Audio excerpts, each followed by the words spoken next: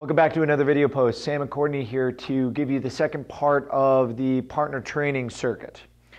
First part was on upper body circuits.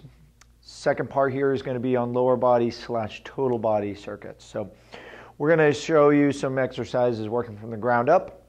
Always make sure that you're working within the ability of the individual you're training with.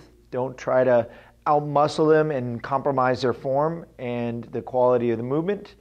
And then just get a feel for what the other person's abilities are. Always start off with maybe an isometric hold for about 5 or 10 seconds for each one to get a feel for what your posture is and your position. Then go into the movements slowly and controlled. Okay, so Courtney and I are going to go through a couple of movements, and you can try these out on your own.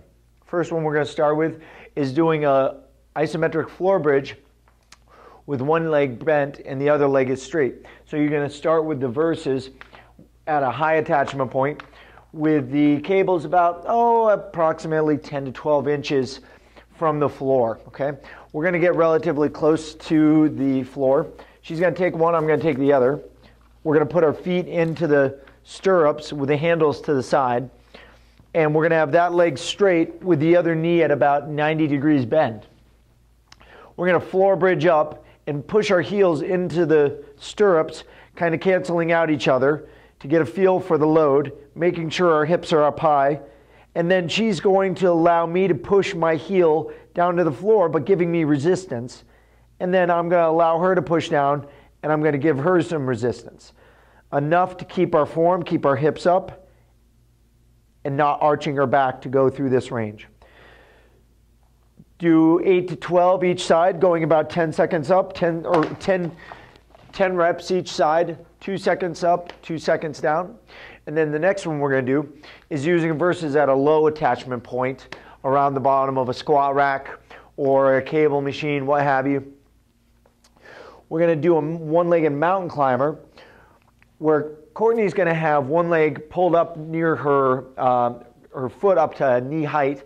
I'm going to have the other leg straight, and I'm going to pull my knee in while she resists me out. And then back in and out. Just lightly tapping the toe at the end of the range of motion each time, keeping your body in a nice long spine position and keeping your shoulders packed. Okay? The last one of these three movements is going to be a partner deadlift. It's almost kind of like a seesaw. So we're going to get in a deadlift stance, long spine, weight back in the heels, and hinging mostly in the hips and keeping the tibia at a perpendicular position to the floor. I'm going to stand tall, and she's going to drive through her heels, stand up, and I'm going to hinge back. There's going to be a little bit of a gestation period with maybe the first couple of reps so you can get a feel for what the right position is for you and your partner. Okay? And just make sure you both let go at the same time so somebody doesn't go flying across the room. Try those out. I hope you have a good time with it, and stay tuned for our next post.